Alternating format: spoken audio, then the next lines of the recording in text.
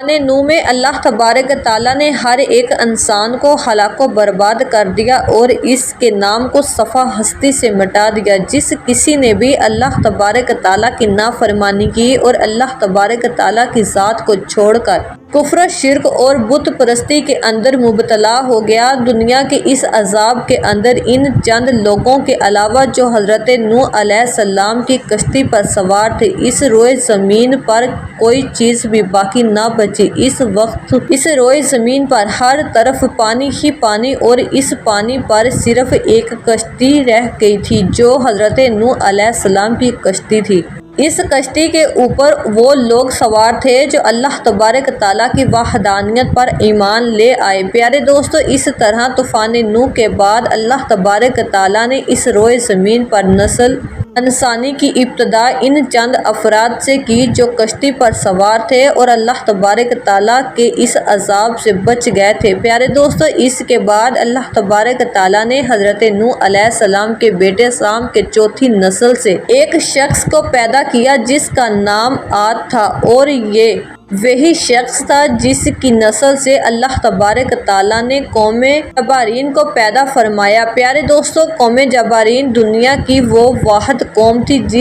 جس کے بارے میں خود اللہ تبارک تعالیٰ نے ارشاد فرمایا، جیسا کہ اللہ تبارک تعالیٰ قرآن پاک کی سورۃ فجر کی آیت نمبر 8 کے اندر ارشاد فرماتا ہے کہ ان کے جیسی کوئی اور قوم اور ملکوں میں پیدا نہیں کی گئی۔ پیارے دوستو، آج کی اس ویڈیو میں ہم آپ کو بتائیں گے کہ طوفان نوح کے بعد پوری دنیا پر حکومت اور راج کرنے والی قوم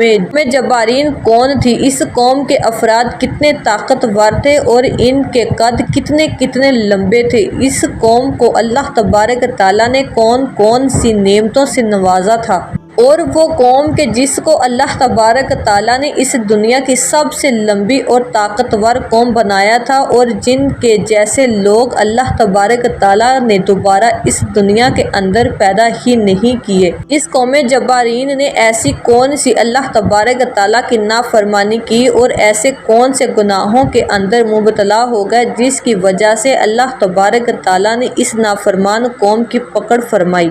اور دنیا کی سب سے طاقتور قوم کو دنیا کے لیے عبرت کا نشان بنا دیا اور دنیا کے سب سے طاقتور لوگوں کی نسل کو ہمیشہ کے لیے ختم کر دیا۔ پیارے دوستو، اس ایمان افروز اور عبرت ناک ویڈیو کو دیکھنے کے لیے آپ سب سے ہماری گزارش ہے کہ ہماری اس ویڈیو کو اینڈ تک ضرور دیکھیے گا۔ پیارے دوستو، طوفان نوح کے بعد اللہ تبارک تعالیٰ نے نسل انسانی کی ابتدا ایک بار پھر سے حضرت نوح علیہ السلام کی ایک اولاد سے کی۔ حضرت نوح علیہ السلام کے بیٹے سام کی نسل سے ایک عربی شخص پیدا ہوا جو کہ دوسرے انسانوں سے بالکل مختلف تھا۔ یہ شخص دوسرے انسانوں کی نسبت بہت زیادہ طاقتور اور لمبا تھا۔ اسی شکل کی نسل میں سے اللہ تبارک تعالیٰ نے ایک ایسی قوم کو پیدا کیا جو دنیا کی سب سے پہلی طاقتور، دنیا کی سب سے پہلی دراز قد قوم تھی۔ پیارے دوستو، ذرا سوچیں کہ یہ قوم کس قدر طاقتور اور دراز قد کی تھی، جس کے بارے میں خود اللہ تبارک تعالیٰ فرما رہا ہے کہ میں نے ان کے جیسی قوم اور ملکوں میں پیدا ہی نہیں کی۔ یہ قوم ارم نامی بستی کے اندر آباد تھی اور اس قوم کو اللہ تبارک تعالیٰ نے ایسے فن سے نوازا تھا کہ یہ قوم بڑے پہاڑوں اور پتھروں کو تراش کر ان کے اندر خوبصورت محلات بنایا کرتے تھے اور انہی محلات کے اندر اپنی زندگی گزار رہے تھے، جیسا کہ اللہ تبارک تعالیٰ قرآن پاک میں ارشاد فرماتے ہیں، ارم ذات العمار اور بلند ستونوں والے۔ پیارے دوستو، اس دور کے اندر ارم ایک ایسا خوبصورت شہر تھا کہ جس کے اندر اللہ تبارک تعالیٰ نے ہر طرح کی خوبصورتی اور ہر طرح کی نعمت رکھی تھی۔ ہر طرف سرسبز و شاداب باغات اور طرح کے بے شمار پھل اور اناج موجود تھے۔ اس طرح اللہ تبارک تعالیٰ نے اس قوم کو بے پناہ طاقت کے ساتھ ہر طرح کی نعمت سے نوازا تھا۔ پیارے دوستو، کسی دور کے اندر یہ جو علاقہ دنیا کا حسین و ترین علاقہ ہوا کرتا تھا اور جس علاقے کے اندر دنیا کی سب سے طاقتور قوم آباد تھی، وہ علاقہ آج ایسا صحرا بن چکا ہے کہ جس میں ہر طرف ریت ہی ریت موجود ہے، اور یہ ایسا خوفناک صحرا ہے کہ آج کے دور میں کوئی بھی طاقتور شخص اس صحرا میں داخل ہونے کی جرات نہیں کر سکتا۔ ان کے اوسط عمر کی 1000 سال کی تھی۔ اس قوم پر اللہ تبارک تعالیٰ کا یہ خاص کرم تھا کہ اس قوم کو کبھی کوئی بیماری نہ لگتی اور نہ ہی ان کے سر میں درد ہوتا اور نہ ہی یہ کبھی بوڑھے ہوتے، یہاں تک کہ ان کی نظر بھی کمزور نہ ہوتی۔ یہ لوگ 1000 سال کی عمر جوانی اور تندرستی میں گزارتے۔ یہ لوگ اتنے طاقتور تھے کہ ان کی عورتیں ایک ہی مرتبہ میں حامل ہو جاتی، اور یہی وہ وجہ تھی کہ جس کی وجہ سے اس قوم کی نسل بہت زیادہ بڑی، اور اسی وجہ سے اس قوم نے پوری دنیا کے اندر اپنا اثر و رسوخ پیدا کر لیا اور دنیا کی سپر پاور قوم بن گئی۔ یہ قوم اگر کسی ملک کو فتح کرنے کے لیے اس کے علاقے میں داخل ہوتی تو وہ لوگ ان کی دہشت کی وجہ سے پہلے ہی ہتھیار ڈال دیتے، اور اس طرح یہ قوم اس ملک کو اپنے قبضے میں لے لیتی۔ پیارے دوستو، قوم جبارین 13 قبیلوں پر مشتمل تھی۔ جب اللہ تبارک تعالیٰ نے اس قوم کو ہر طرح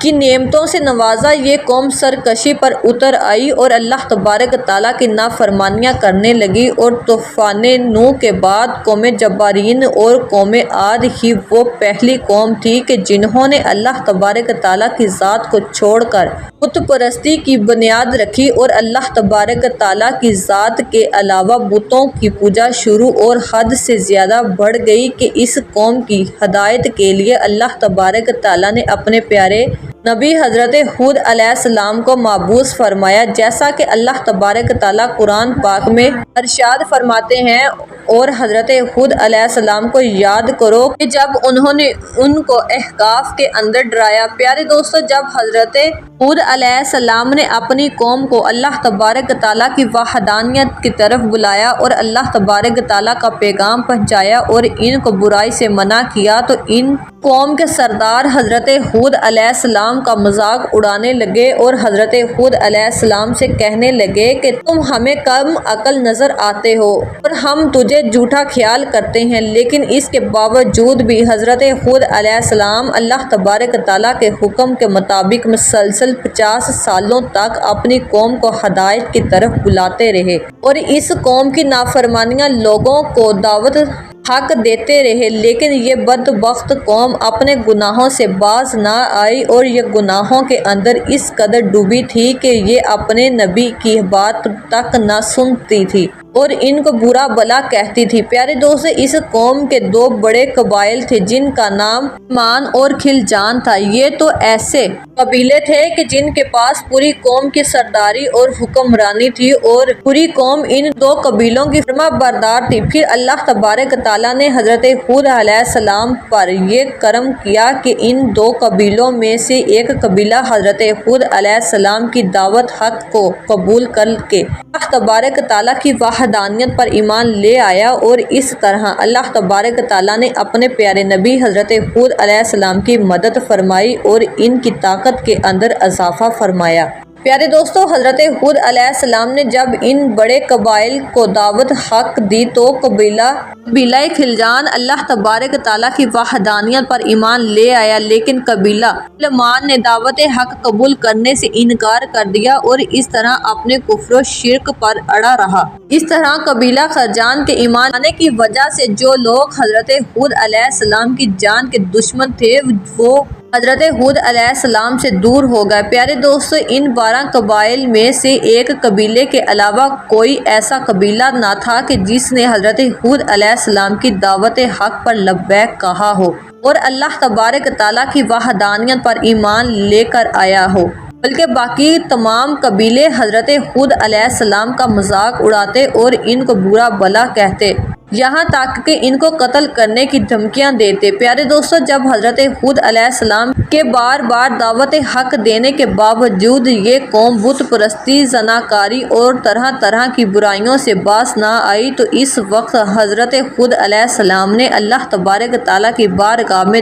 دعا کی کہ یا رب العالمین، اس قوم پر اپنا دردناک عذاب نازل فرما۔ تو اللہ تبارک تعالیٰ نے اپنے پیارے نبی حضرت ہود علیہ السلام کی دعا کو قبول کرتے ہوئے اس قوم پر اپنے عذاب کی ابتدا کر دی۔ چنانچہ اللہ تبارک تعالیٰ نے بارش برسانے والے فرشتوں کو حکم دیا کہ وہ اس روئے زمین پر بارش نہ برسائے، اور چشموں کو چلانے والے فرشتوں کو حکم دیا کہ اس روئے زمین کے سارے چشموں کو خشک کر دے۔ چنانچہ اس کے بعد اللہ تبارک تعالیٰ کے حکم کے مطابق دیکھتے ہی دیکھتے وہ علاقہ جو کل تک سرسبز شاداب تھا اور جس علاقے میں طرح طرح کے خوبصورت باغات تھے، وہ خشک ہونے لگا، اور اس قدر خشک ہو گیا کہ اس قوم کے پاس کھانے پینے کے لیے کچھ نہ تھا، اور ان کے معاشی بھوک اور پیاس کی وجہ سے مرنے لگے، اور اس قوم کے لوگ پانی کے لیے ترسنے لگے۔ اس طرح اللہ تبارک تعالیٰ نے اس قوم پر اپنا پہلا عذاب نازل فرمایا، اور پوری قوم خشک سالی کا شکار ہو گئی، اور اس عذاب کا سلسلہ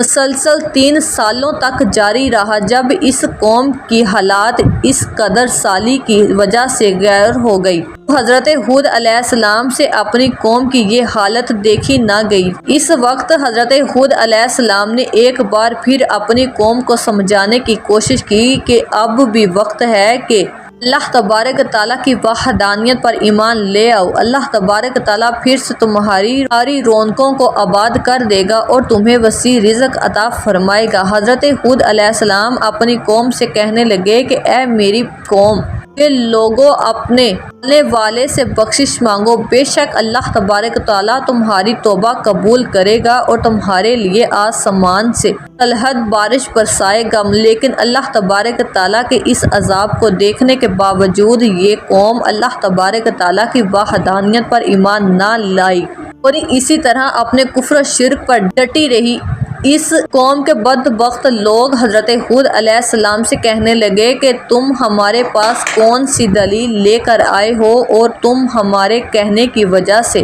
اپنے باپ دادا کا دین کیسے چھوڑ دیں، بلکہ ہم یہ سمجھتے ہیں کہ تم مجنون ہو اور ہمارے خداؤں میں سے کسی خدا نے تمہیں دیوانہ کر دیا ہے۔ چنانچہ اس طرح حضرت ہود علیہ السلام بار بار اپنی قوم کو دعوت حق دیتے ہیں اور اللہ تبارک تعالیٰ کی وحدانیت کی طرف بلاتے ہیں، لیکن یہ قوم حضرت ہود علیہ السلام کو مانتی ہی نہیں اور ان کا مذاق اڑاتی ہے اور ان کو معاذ اللہ پاگل اور مجنون کہتے ہیں۔ جب یہ قوم اللہ تبارک تعالیٰ کی اس عذاب سے تنگ آ گئے تو اس قوم کی دانشور لوگ ایک جگہ پر اکٹھے ہوئے اور اس عذاب سے چھٹکارا حاصل کرنے کی ترکیب نکالنے لگے۔ پیارے دوستو، پہلی قوموں کے اندر یہ بات مشہور تھی کہ جب کسی بھی قوم پر قید سالی یا اللہ تبارک تعالیٰ کا کوئی عذاب نازل ہوتا تو وہ قوم اللہ تبارک تعالیٰ کے گھر خانہ کعبہ کے اندر جا کر دعا کرتی تو اللہ تبارک تعالیٰ اپنے گھر کے صدقے اس قوم سے